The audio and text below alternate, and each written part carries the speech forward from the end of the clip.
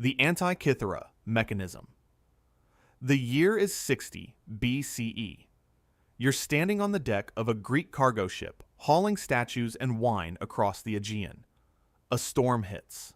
The vessel splinters against rocks off the island of Antikythera. You sink into the cold water, clutching a bronze box covered in gears. Inside that box is a machine so advanced it won't be matched for 1800 years. A machine that tracks the cosmos with precision we couldn't recreate until the 20th century. In 1901, Greek sponge divers exploring the wreck at 140 feet discovered corroded bronze fragments among amphorae and marble statues.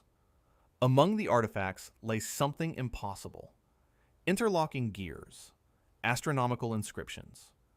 Marine archaeologist Valerios Stais first recognized it as a mechanism, not sculpture, in 1902. But it took another century before we understood what we were looking at. An analog computer from the ancient world.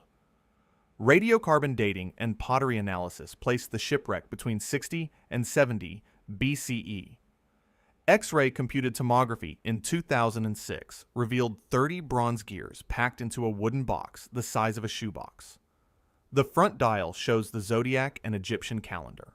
The back dials track the 19-year Metonic cycle and the Saros eclipse cycle. Inscriptions totaling over 3,000 characters describe astronomical phenomena in detail.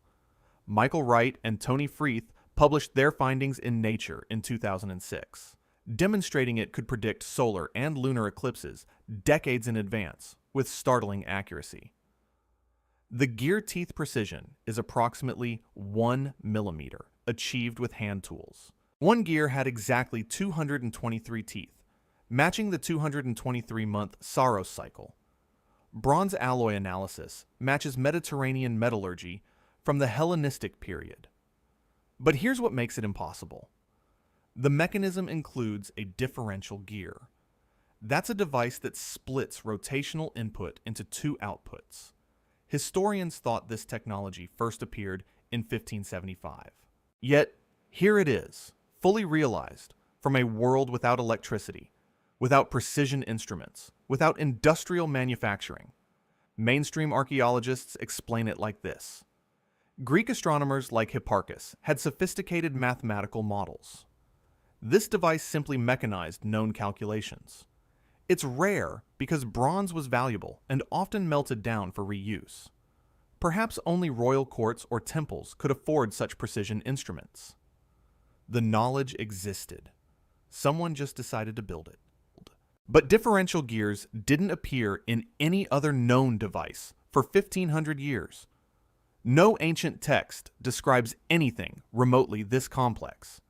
And if this was standard technology, where are the prototypes? The simpler versions? The instruction manuals? The progression of development we see with every other technology? You don't go from sundials to this in one leap. Something's missing. Either the archaeological record is catastrophically incomplete, or we're looking at the last remnant of knowledge that died when Rome fell and the Dark Ages swallowed the Mediterranean. Some researchers ask, what if this wasn't the pinnacle of Greek engineering, but a remnant? What if similar devices existed throughout the Hellenistic world, but were lost when the Library of Alexandria burned? Or what if the knowledge came from somewhere older? Babylonian astronomers, Egyptian priests, and the Greeks were simply the last to possess it before civilization collapsed. Why do we have no other examples or even literary references to similar machines? How did the knowledge to create differential gears vanish so completely? What other ancient technologies were lost in the bronze recycling that followed Rome's fall? The Antikythera mechanism worked too well. It revealed computational sophistication that shouldn't exist. And that's what makes it terrifying. Not what it shows us about what the Greeks could do, but what it suggests about everything else they built that we'll never find. The Phaistos Disk. From a bronze computer pulled from beneath the waves, we travel to an island where written language itself becomes the mystery. 1700 BCE. The Minoan Palace of Phaistos, southern Crete, Someone pressed stamps into wet clay and created a message no one has been able to read for 3,700 years. A spiral of symbols, each one crisp and deliberate, encoding knowledge we may never recover. Italian archaeologist Luigi Pernier excavated the disc on July 3, 1908, in a basement room of the Phaistos Palace ruins. It was found alongside a linear A tablet, also undeciphered, in a context suggesting ritual importance. The disc itself is fired clay, 16 centimeters in diameter, 1 centimeter thick. 241 tokens arranged in a spiral across both sides, reading from edge to center. 45 distinct symbols: humans, tools, animals, plants, geometric shapes. Each symbol was pressed into wet clay using individual stamps. Think about that for a moment. This is the world's first known use of movable type, predating Gutenberg by 3,200 years. The symbols appear in groups separated by lines, suggesting words or concepts. But here's the problem. No other artifact uses these exact symbols. Some vaguely resemble Luwian hieroglyphs from Anatolia, but the connection is tenuous at best. Thermoluminescence testing confirmed firing date consistent with Middle Minoan, 3 period 1700 BCE. Statistical analysis by linguist Gareth Owens suggests high-frequency words might indicate ritual or religious content, but that's educated guessing, not translation. The disc survived because it was fired. Most Minoan clay tablets were merely sun-dried and disintegrated over millennia. So we're looking at a document preserved by accident, written in a script that appears nowhere else, using a technology that won't reappear for 3 millennia. Scholars have tried everything: frequency analysis, pattern matching against known languages, computer algorithms. Nothing works. It refuses to yield its meaning. The mainstream explanation is practical. It's a local Cretan document, possibly an administrative record, hymn, or calendar. The symbols are simply a localized script that died out when Phaistos was destroyed around 1500 BCE. The lack of similar artifacts reflects the fragility of clay and the localized nature of Minoan record-keeping. Scripts come and go. This one went. But movable type stamps imply mass production. Why create reusable stamps for a one-time document? That's like inventing the printing press to produce a single page. And why does no other Minoan site show any trace of these symbols?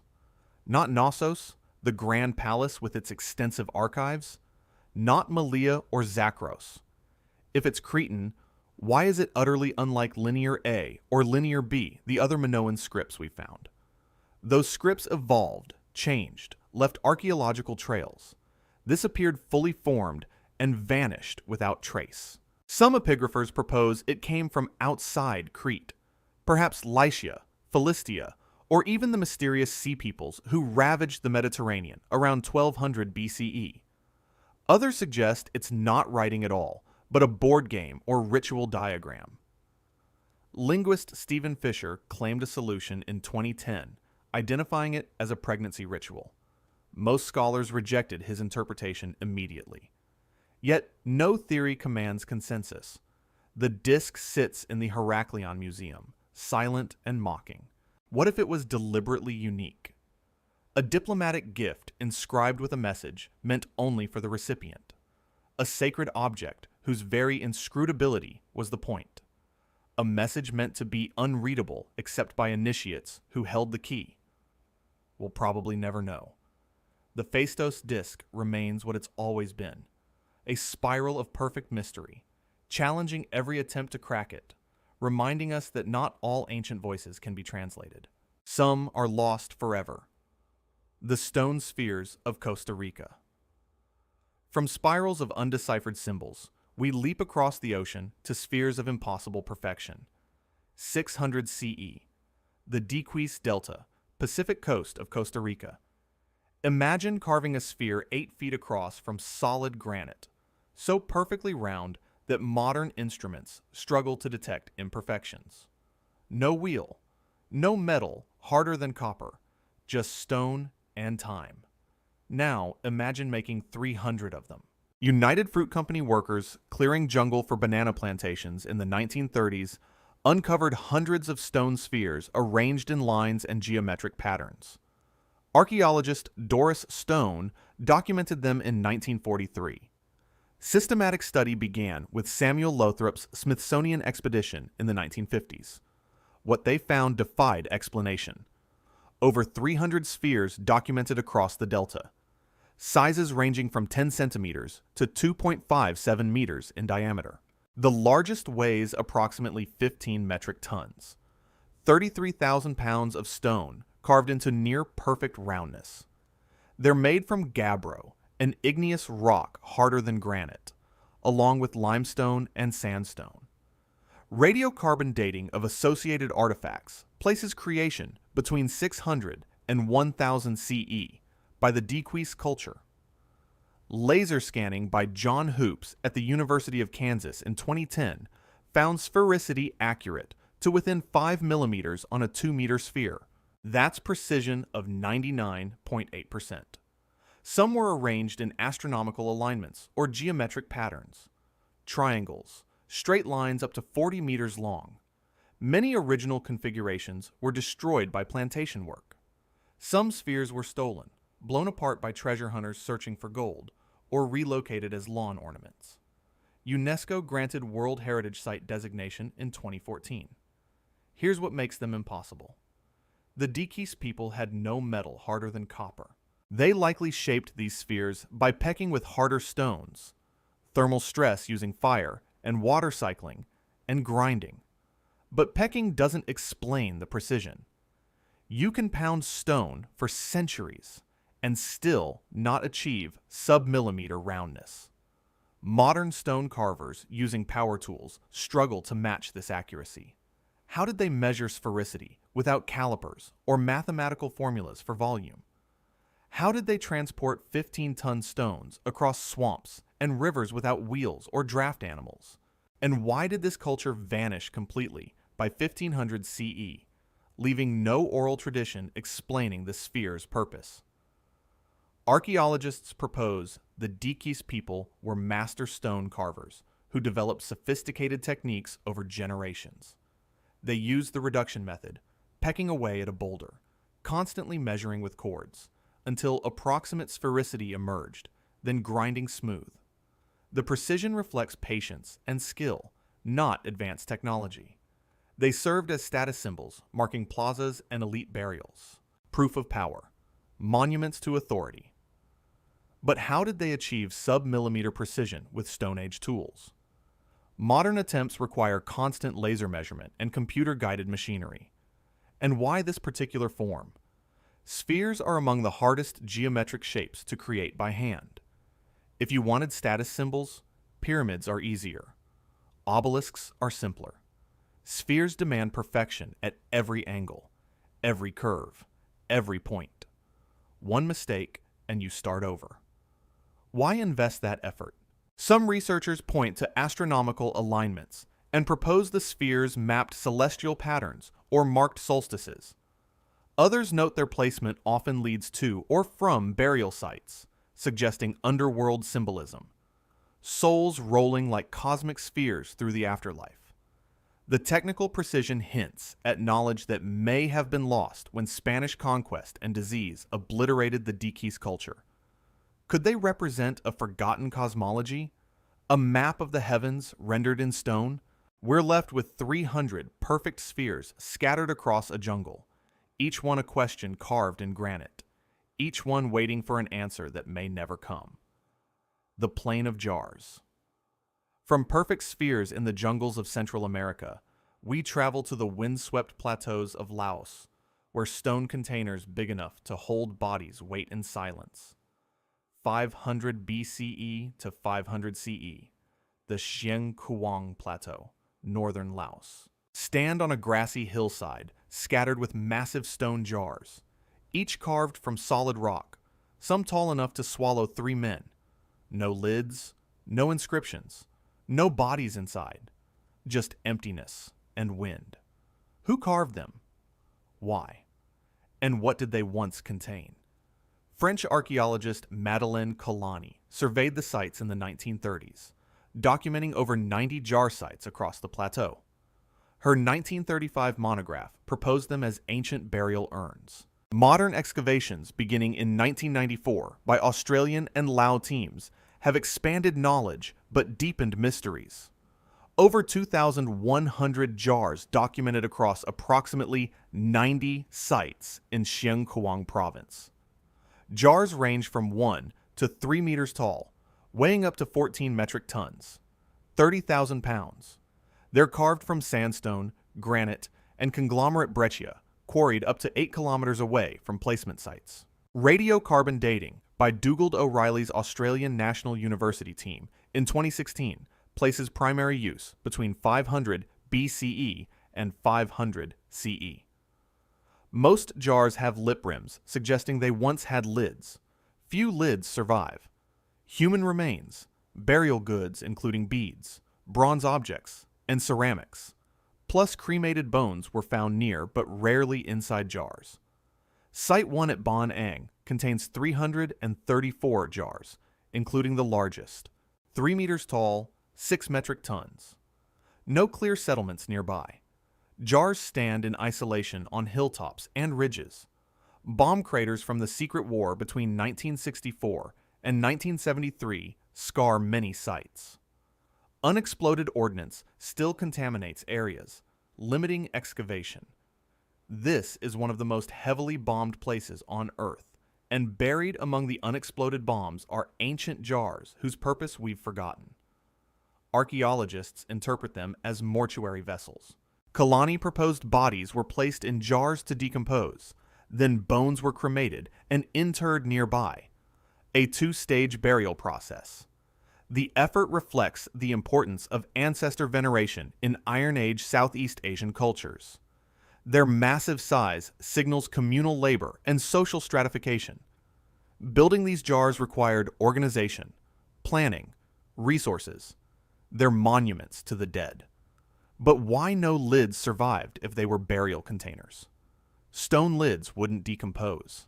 And why are so few bones found inside the jars themselves? Why scatter them across barren hilltops instead of near settlements or water sources?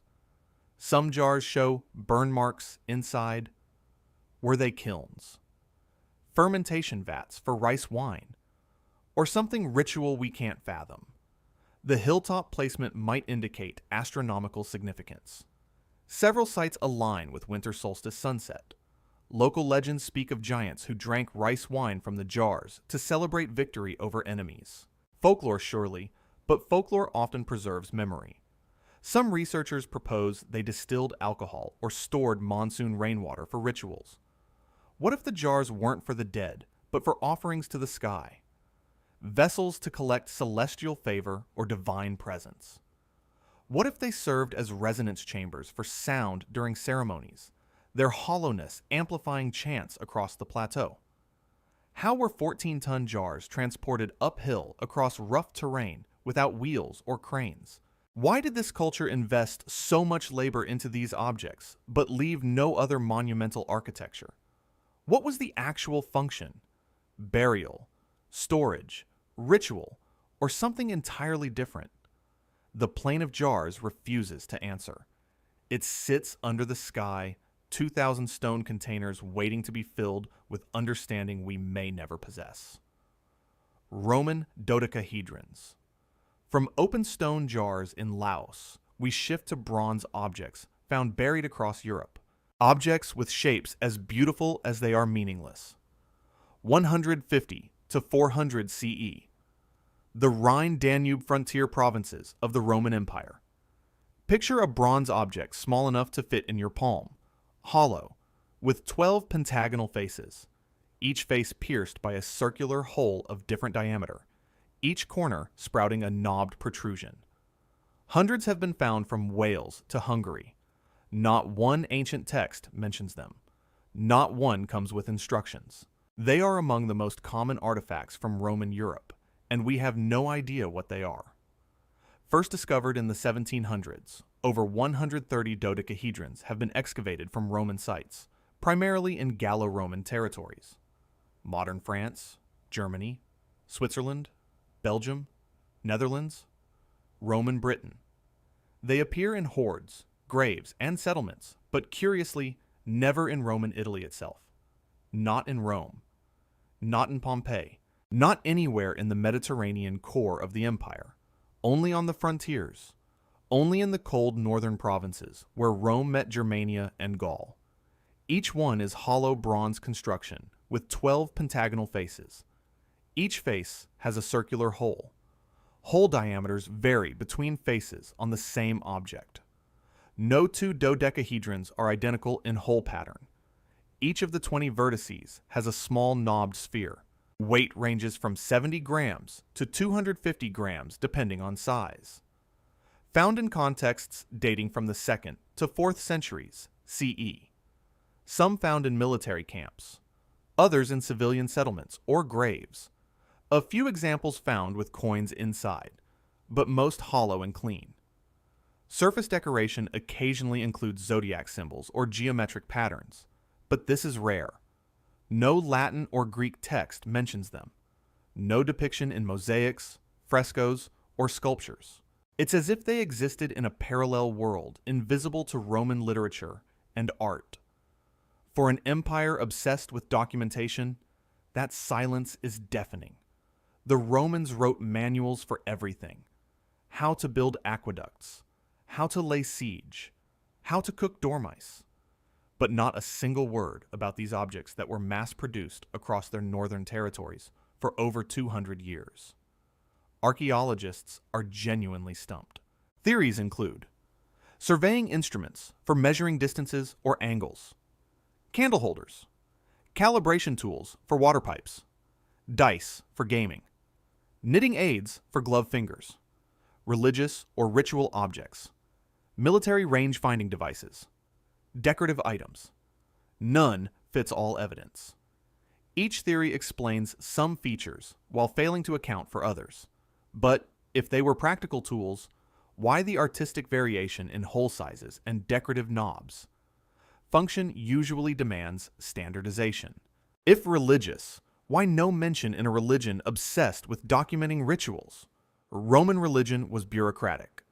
Priests kept meticulous records. Where are they? If military, why did Rome's legendary war machine leave no manual? Military technology was carefully guarded and transmitted. Why the gap? And most baffling, why do they appear only in the frontier provinces and never in Rome itself? If they were standard Roman technology, you'd expect to find them everywhere Romans lived, but they're confined to the edges of the empire. Germania, Gaul, Britannia, the places where Roman culture mixed with Celtic and Germanic traditions. What if they weren't Roman at all but Celtic? What if Roman artisans were mass-producing objects for local religious practices they didn't fully understand? What if the holes aligned to stars or planets at specific dates, a farmer's calendar rendered in bronze? What if they measured optimal planting times for crops, essential knowledge in the marginal farmlands of the north? Some examples bear zodiac symbols, hinting at celestial purposes. What if they were tools for a Celtic-Roman hybrid religion, syncretizing druidic observation of nature with Roman precision engineering? What if their purpose was so embedded in daily life that no one thought to explain it in writing, like explaining what a cup is for? We use cups every day. We don't write treatises about them. Maybe dodecahedrons were so common, so obvious in their function to the people who used them, that the function died with the culture and were left holding objects whose meaning evaporated when Rome fell. The Saqqara Bird. From bronze mysteries in Europe, we fly, literally, to Egypt, where a wooden bird might reveal an impossible understanding of aerodynamics. 200 BCE. A tomb in Saqqara, Egypt, near the Step Pyramid. You're a scribe carving a toy bird for a dead nobleman. You shape the wings, the body, the tail. But something's wrong. The proportions don't look like any bird you've ever seen. The tail fin is vertical, the wings too straight, the nose weighted. you've accidentally built a glider 2,000 years before the Wright brothers. Discovered in 1898 in Saqqara during excavation of Padi Emin's tomb, the object was cataloged as a bird figurine and stored in the Cairo Museum basement. In 1969, Egyptologist Dr. Khalil Messiha, an aviation enthusiast, noticed its resemblance to modern glider aircraft and brought it to public attention. Dated to approximately 200 BCE, Ptolemaic period, based on tomb context and stylistic elements. Carved from sycamore wood, 14.2 centimeters long, 18.3 centimeters wingspan. The wings are flat with a slight dihedral angle. That's an upward tilt from root to tip. It's a stabilizing feature in modern aircraft. The tail is vertical, like a rudder, not horizontal like a bird's tail fan. The nose is heavy. Body weight distribution suggests lift potential if launched. No legs, unlike typical Egyptian bird amulets. Inscribed with hieroglyphs reading the gift of Amen and Padi Emin. Egyptian Museum Catalog, number 6347, labeled simply as wooden bird model. Several similar objects exist in museum collections, typically dismissed as toys or ceremonial items. In 2006, aviation expert Simon Sanderson built a scaled replica. He added a rear horizontal stabilizer and successfully flew it, achieving controlled glides. Without the horizontal stabilizer, the model was unstable. With it, the glide was smooth and controlled. This suggests the original might have had a now-lost tail section. Wood rots. Small pieces break off. If the Saqqara Bird originally had a horizontal stabilizer that decayed or snapped, what we're looking at is an incomplete glider, not a bird at all. Egyptologists view it as a votive bird figurine or weather vane, possibly representing the falcon god Horus. The vertical tail is simply artistic stylization. The apparent aerodynamic properties are coincidental. Ancient Egypt had no concept of flight beyond mythology. Attributing aviation knowledge to them is projection and wishful thinking. We see what we want to see, but Egyptian birds in art invariably show spread tail feathers and detailed plumage. This object is eerily simplified and functional. Why make it heavy at the front unless you wanted it to balance in flight? Why a vertical stabilizer, a feature useless in statuary, but essential in aerodynamics? And why do replica tests show it genuinely glides when given a horizontal tailplane? Could ancient Egyptians have observed and experimented with flight? Not powered flight, but gliding. Launching models from cliffs or pyramids, studying how birds soar on thermals. The technology existed. Wood, tools, observation skills. They were master craftsmen who built temples aligned to star movements with astronomical precision.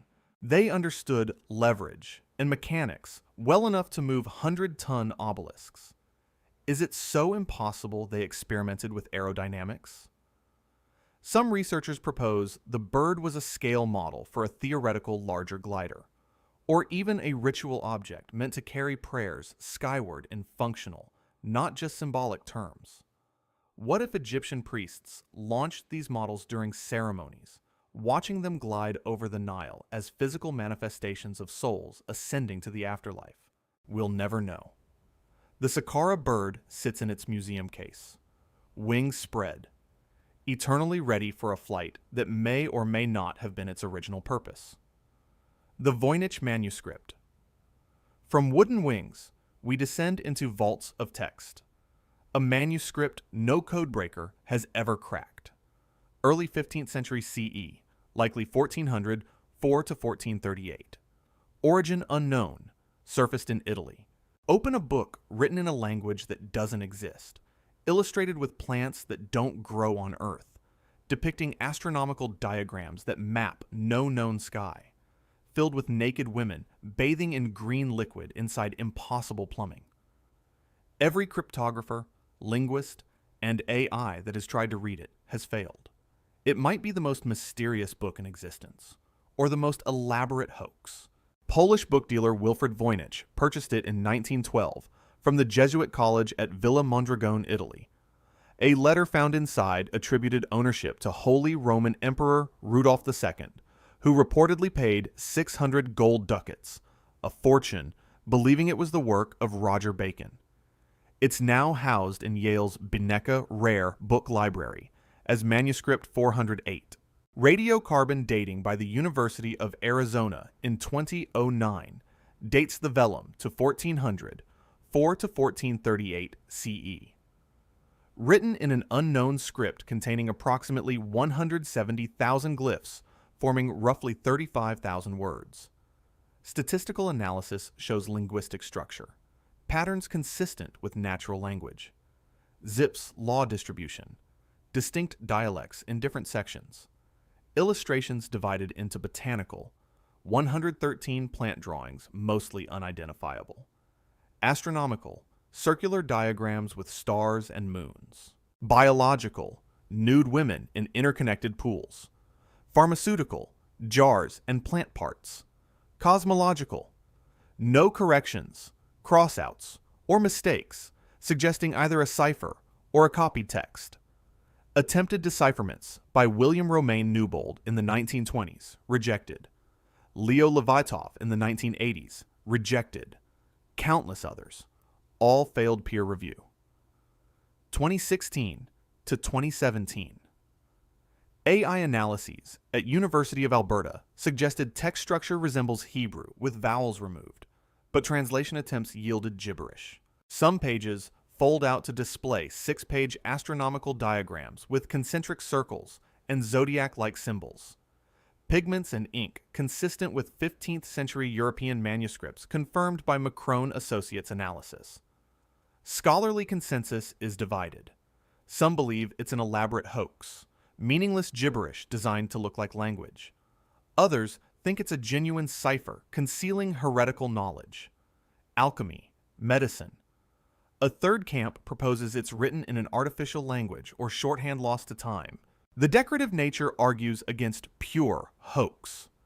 Why illustrate gibberish so carefully? Real botanical illustrations, even if depicting unknown plants. Real effort invested in astronomical diagrams. Hoaxers usually cut corners. This manuscript shows care on every page, but hoaxes don't usually display rigorous linguistic structure or fool AI trained on hundreds of languages. Real ciphers are eventually cracked. Enigma fell. Zodiac ciphers were solved. And if it's a lost language, why does no other text in that language exist? Statistical analyses suggest real linguistic entropy. It's not random, but it maps to no known language family, living or dead. Not Latin, not Greek, not Arabic, not any European language, not any Asian language, nothing. What if the manuscript encodes practical knowledge too dangerous to write plainly? Alchemical recipes that could undermine the church, forbidden medical practices, encoded communications for a secret society. What if the plants and astronomical diagrams depict a lost pharmacological tradition or represent visionary states induced by psychoactive compounds?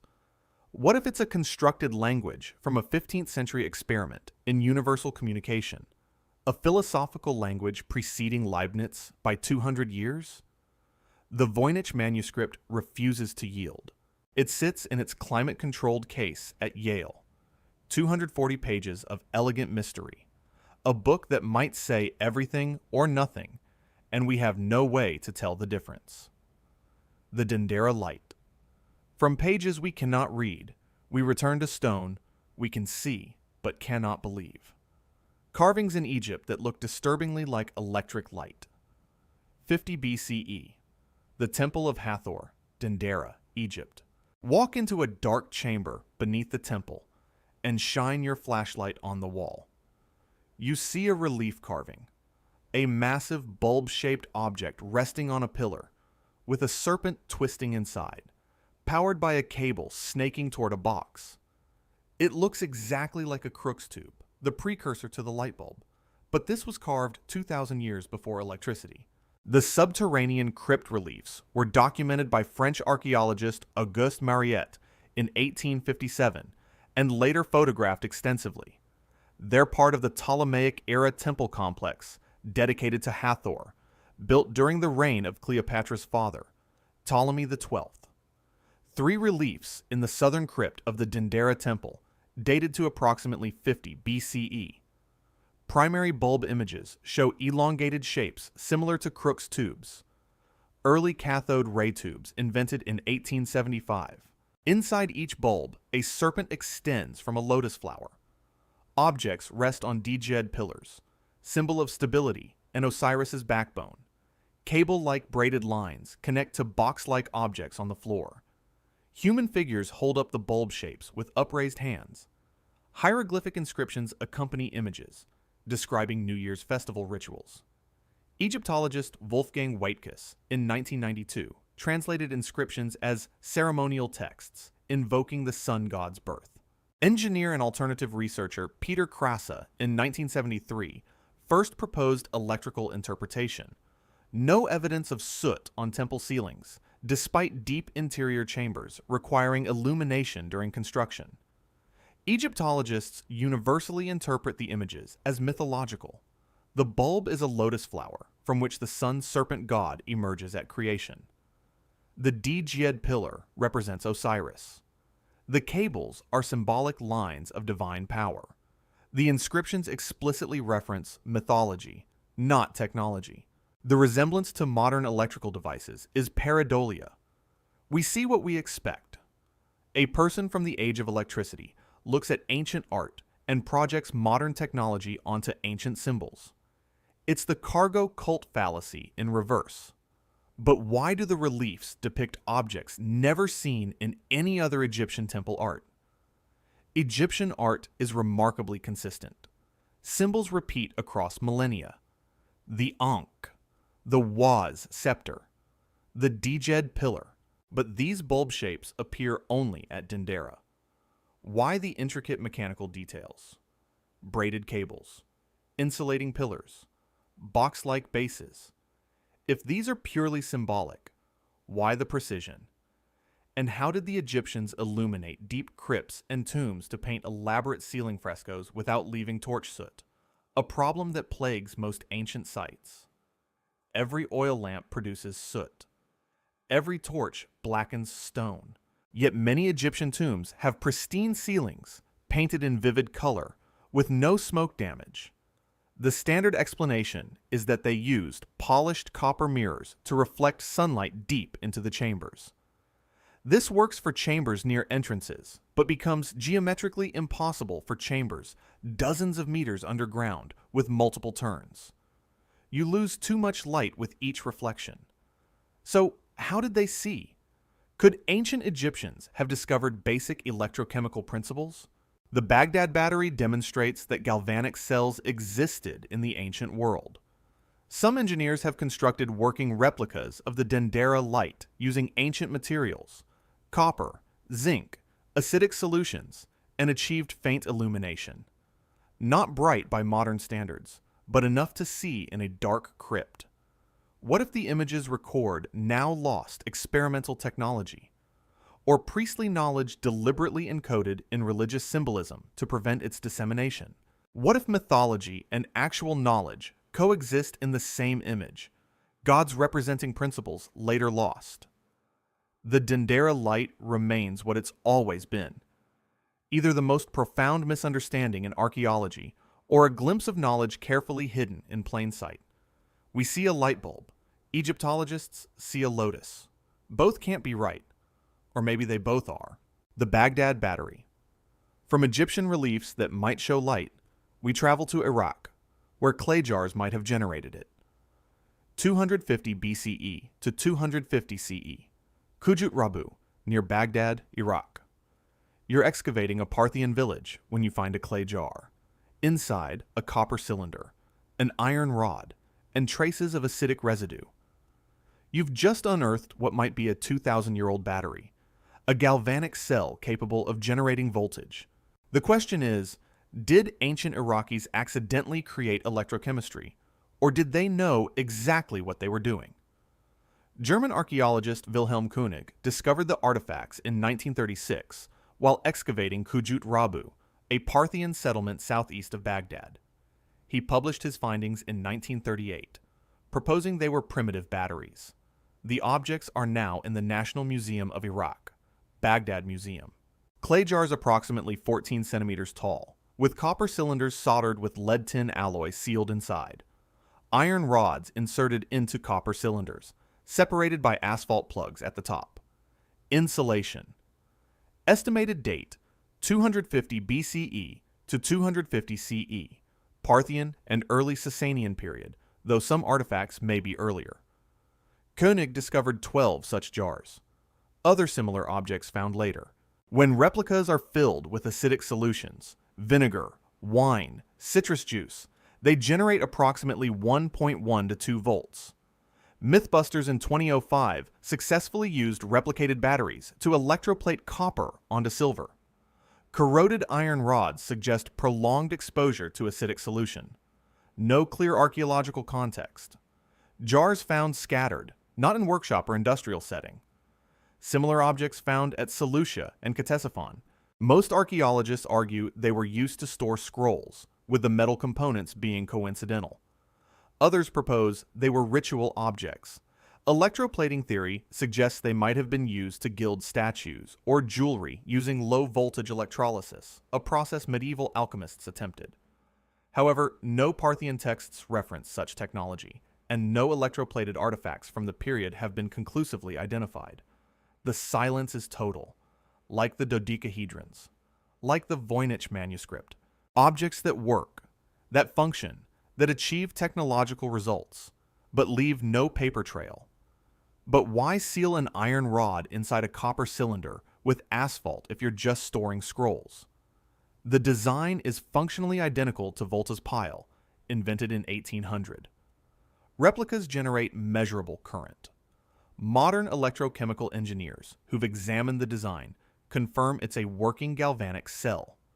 Not efficient by modern standards, but functional. And the corroded state of the rods suggests they were immersed in acidic liquid. Why corrode a scroll container with acid? Could the Parthians have discovered electricity through trial and error, using it for electroplating, giving cheap metals a gold or silver coating, or even electrotherapy, a practice known in ancient Greece with electric fish? The lack of textual evidence might reflect trade secrets jealously guarded by artisan guilds. Metallurgists kept their techniques secret. A goldsmith who could plate bronze to look like solid gold had a competitive advantage. Why write it down and let competitors steal the method? Or perhaps the knowledge was common enough that no one bothered writing it down, and it vanished when the Sasanians fell to Islamic conquest in the 7th century. How many everyday technologies do we never document because they're too obvious? The Baghdad battery works. That's not in dispute. What's in dispute is whether anyone 2,000 years ago knew it worked, or whether they built functional batteries by accident while pursuing some other goal entirely. Intent versus coincidence. We may never know which. The aluminum wedge of Ayud. From controversial clay jars in the desert, we end with the most impossible metal object ever found. A wedge of aluminum that shouldn't exist. 1973 discovered. 250,000 years old. Claimed strata. Banks of the Moorish River. Ayud, Romania. Imagine digging up a piece of metal that resembles a machine part. Chemical analysis reveals it's aluminum, an element that requires electrolysis and temperatures of 900 degrees Celsius to refine. But it was buried in a layer of earth dated to 250,000 years ago, long before humans existed in Europe, let alone invented metallurgy. It's either the most contaminated archaeological find in history or evidence that rewrites everything. In 1973, workers excavating a trench near the Moorish River unearthed 3 objects: 2 mastodon bones and a wedge-shaped metal object. The bones were radiocarbon dated, and the geological layer suggested a Pleistocene age. The wedge was sent to the Archaeological Institute of Cluj-Napoca for analysis. Object dimensions approximately 21 centimeters long, 12.5 centimeters wide, 7 centimeters thick. Weight roughly 2.5 kilograms. Chemical analysis in Lausanne, Switzerland, 1973, revealed 89% aluminum, 6.2% copper, 2.84% silicon, 1.81% zinc, plus traces of lead, cadmium, nickel, cobalt, bismuth, silver. Consistent with aluminum alloy, not pure aluminum. Surface covered with thick aluminum oxide patina, 3 millimeters, suggesting prolonged exposure to oxygen. Shape suggests machined part, flat surfaces, clean edges, concentric hole at one end. Geological stratum claimed to be Pleistocene, 2.5 million to 11,700 years ago, though exact dating context is disputed. No publication in peer-reviewed archaeology journals. Most data comes from Romanian media and UFO literature. Mastodon bones from the same trench confirmed genuine via radiocarbon dating. Currently housed in the History Museum of Transylvania in Cluj-Napoca. This is where it gets messy. No rigorous stratigraphic documentation exists. The workers who found it weren't trained archaeologists. The context is muddled. The provenance is questionable. Everything about this object screams modern contamination. The object is almost certainly modern contamination. Construction equipment used in the excavation, aluminum parts from machinery, likely broke off and was mistakenly associated with ancient geological layers. Aluminum alloy composition matches 20th century industrial alloys. The thick oxide layer is consistent with decades, not millennia. No reputable peer-reviewed study has confirmed the 250,000-year date. This comes from sensationalist sources. The object's shape resembles a bucket tooth or excavator part. If you work in construction, you recognize it immediately. It's a piece of modern equipment. But if it's modern contamination, why was it sent for formal analysis? Why does the oxide patination differ from fresh aluminum? And why does the alloy composition not match standard Romanian industrial aluminum from the 1970s? If workers recognized it as equipment debris, why treat it as an archaeological find? The mastodon bones were genuinely ancient. Confirmed. Found in the same trench. So something old was definitely there. The question is whether the wedge was there too, or whether it fell in later. Fringe theorists propose it's evidence of extraterrestrial visitation, aluminum being necessary for spacecraft, time travel, a lost pre-human technological civilization. However, these require extraordinary leaps unsupported by evidence. More grounded skeptics suggest the object is genuinely old, perhaps Roman-era aluminum bronze, though aluminum bronze is copper dominant, unlike this object. Or a 19th century experimental piece, lost and buried, later accidentally discovered. The lack of rigorous stratigraphic documentation makes all conclusions speculative. What is the true provenance of the wedge? Was it genuinely excavated from Pleistocene strata or introduced through contamination? Why does its alloy composition differ from standard 20th century aluminum? If modern, why was it formally analyzed and preserved in a museum rather than discarded? These questions have no good answers. The aluminum wedge of Ayyud sits in its display case, probably a piece of misidentified modern junk, possibly something stranger. We want it to be impossible. We want it to rewrite history. But wanting doesn't make it so. Sometimes a wedge is just a wedge. And sometimes the most honest answer is, we contaminated the site and created a mystery where none exists. These 10 artifacts share a disturbing commonality. They defy the neat narrative of linear human progress. The Antikythera mechanism reveals computational sophistication vanishing for 18 centuries. The Phaistos disk suggests writing systems appearing, then disappearing without trace. The Costa Rican spheres, the Plain of Jars, the Roman dodecahedrons, all demonstrate technical mastery invested in objects whose purpose we've forgotten or never knew. The Saqqara Bird hints at observational science we didn't think existed. The Voynich manuscript mocks every attempt at translation. The Dendera light and Baghdad battery whisper of technologies encoded in myth, And the aluminum wedge, if genuine, shatters chronology entirely. But it's probably not genuine. It's probably contamination. And that's important to admit. Not everything unexplained is profound.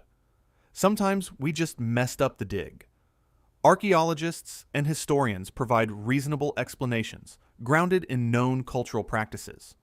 These are ritual objects, status symbols, lost crafts, or coincidental resemblances to modern tech. The mainstream view is careful, conservative, evidence-based, but it struggles with the silence. Why no texts, no evolutionary predecessors, no clear context for so many of these objects? A Roman blacksmith knew how to forge dodecahedrons. A Parthian artisan understood battery chemistry. A Minoan scribe read the Phaistos disc fluently. That knowledge died with them, not because they lacked intelligence, but because knowledge is astonishingly easy to lose when societies fracture. The alternative view, that ancient or lost civilizations possessed knowledge beyond what we credit, often lacks rigor, but asks legitimate questions the mainstream dismisses too quickly. What if we're underestimating ancient capabilities? What if the archaeological record is so incomplete that we're drawing conclusions from 5% of the data? What if key technologies were closely guarded secrets that died with their practitioners? What these artifacts really reveal is the fragility of historical memory. Civilizations rise, create, then collapse. Their tools outlast their manuals. We assume if something was important, it survived. But survival is luck, not merit. Fire burns libraries. Conquest destroys archives. Languages die. Techniques are forgotten. The artifacts endure. The meaning rots away. The Antikythera mechanism is a machine. We can see the gears, trace the mathematical principles, but we'll never know who invented it, who commissioned it, what it felt like to hold it, and predict an eclipse while standing on a ship crossing the Aegean. That context is gone forever. Most people walk past these objects in museums and see curiosities. But you made it here. You're wired differently. You don't need neat answers. You're comfortable with mystery. That curiosity, the refusal to accept we don't know as an endpoint, is what drives actual discovery. Every major archaeological breakthrough started with someone asking uncomfortable questions. Someone refusing to accept the standard explanation. Someone willing to look stupid asking why.